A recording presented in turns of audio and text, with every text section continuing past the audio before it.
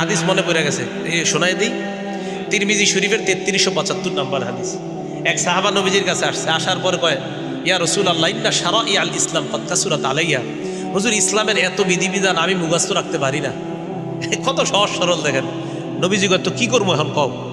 হুজুর, আখবিরনি বিআমালিন, এমন একটা আমল আমার সংক্ষেপে শিখাইয়া দেন, আতাশাব্বাসু বিহি, আমি যেটা সবসময় আমল করতে পারি, যেহেতু সব মনে রাখতে পারি না, সংক্ষেপে একটা শিখাইয়া দেন যেটা আমলও করতে পারি, মনেও রাখতে পারি, আর মরলে যেন হুজুর তাড়াতাড়ি জান্নাতে যেতে পারি।